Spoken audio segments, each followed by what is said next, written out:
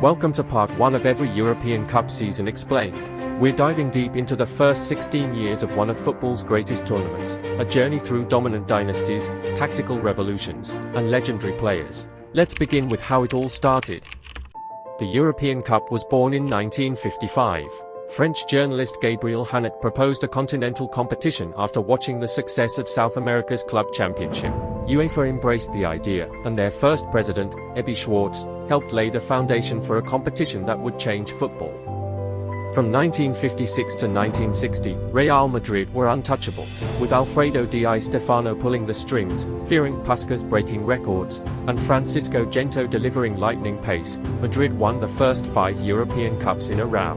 They outclassed Stade de Reims, Fiorentina, AC Milan, Reims again, and finally, Eintracht Frankfurt, that last final ending in a jaw-dropping 7-3 scoreline. Puskas scored 12 goals that season alone. Di Stefano, a consistent goal and assist machine.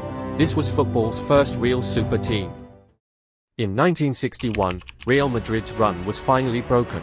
Benfica took over, with José Aguas leading the front line and a young Eusebio emerging as a global icon. Benfica won back-to-back titles in 1961 and 1962. They beat Barcelona in 61 and defeated Real Madrid in a 5-3 classic the year after. It was Portuguese flair at its finest, fast, fearless, and fantastic. Milan and Inter, the 60s then belonged to Italy. AC Milan took the crown in 1963, powered by José Altafini's goals and Gianni Rivera's creativity. Then came Inter Milan's tactical era under coach Helinho Herrera. In 1964 and 1965, Inter won back-to-back titles using the famous Catenaccio system, a solid defense backed by Sandro Mazzola's brilliance and Faccheti's attacking runs from the back. In 1966, Real Madrid returned to the top.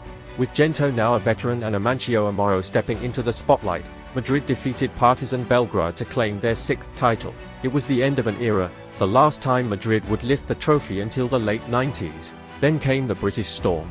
In 1967, Celtic shocked the continent by becoming the first British club to win the European Cup. They beat Inter Milan 2-1, playing attacking football from start to finish, and they did it with an all-Scottish squad. February 6, 1958, time stood still. It was a cold, snowy afternoon at Munich Airport.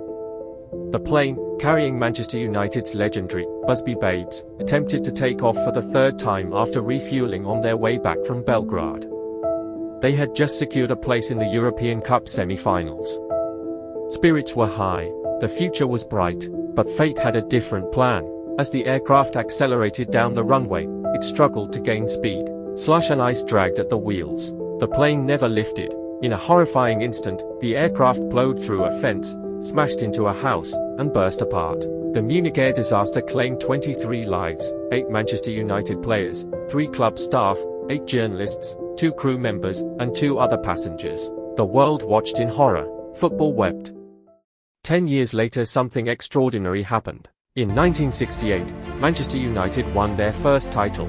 Led by George Best and Bobby Charlton and under Matt Busby, who was involved in the plane crash, Manchester United crushed Benfica 4-1 after extra time. It was one of the most emotional wins in football history. The win meant so much more and shows how football goes beyond the sport itself. In 1969, AC Milan returned to power, beating a rising Ajax side 4-1. But this Ajax side wasn't done just yet. There seemed to be a rise in football teams in the Netherlands. In 1970, Feyenoord became the first Dutch club to win the cup. And that wraps part 1 of our journey through every European Cup season.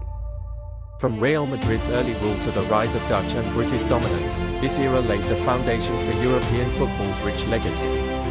If you like videos like this, comment and subscribe, and part 2 will be dropping soon. Which team or moment defined this era for you?